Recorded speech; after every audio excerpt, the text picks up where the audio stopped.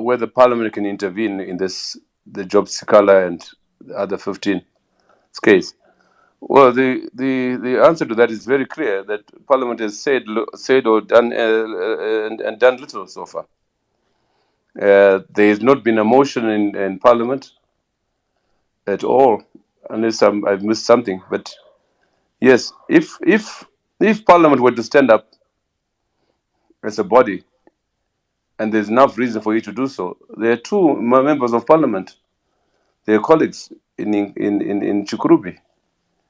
One would expect the Parliament to get up, and even the Speaker of Parliament,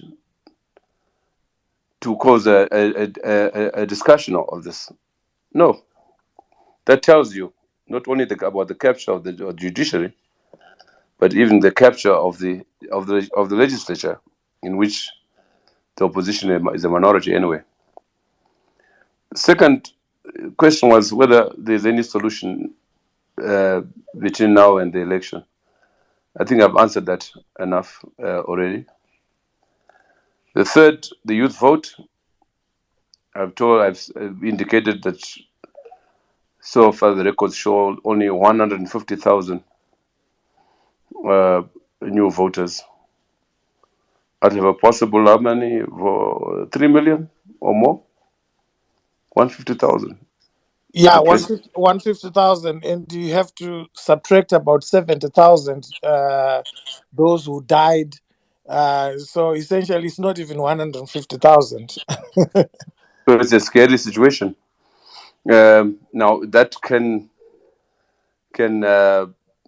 speak to the level of apathy and or frustration at the future nature of elections of the last 2 decades.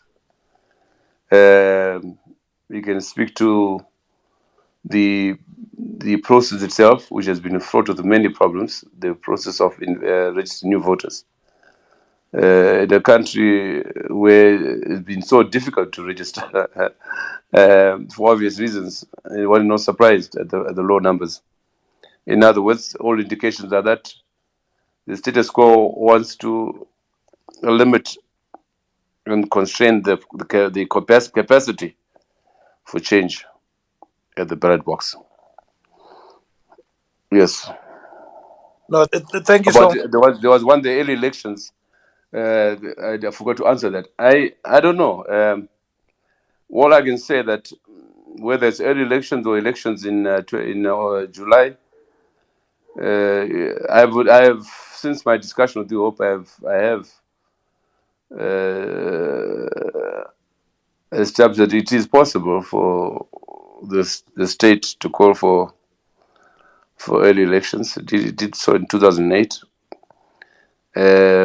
I believe it's more difficult to postpone elections than it is to have earlier elections. But let me make this very clear. Whether it's early elections in March or when they should be held in July, there will not be a solution to the Zimbabwean problem if the status quo remains as it is. The only way that Zimbabwe can begin to reform itself economically and politically is through a clear introspection and acknowledgement that all is not well in this country. That we are the only country in which, in the region, in SADC, in which the opposition is hounded like criminals. Only country where military rule is virtually institutionalized. That our situation is very abnormal in relation to other countries. And to sustain that means that we will sustain the same problems we have economically, in particular. The slump will continue. The crisis will deepen. And no one knows what will happen at the end of it. But as I said earlier on, clearly we are in the last stages of this and what of this nightmare, and it requires not only the opposition leadership, but all of us to sit down and define the alternative and attract the youth and the diaspora to the alternative. One of the things which is really worrying is that the growing doubts about the capacity of the opposition to present an alternative, let alone uh, put together a team, a government that will make a difference. Now, those conclusions and interpretation may be premature, maybe unfair, but they are there.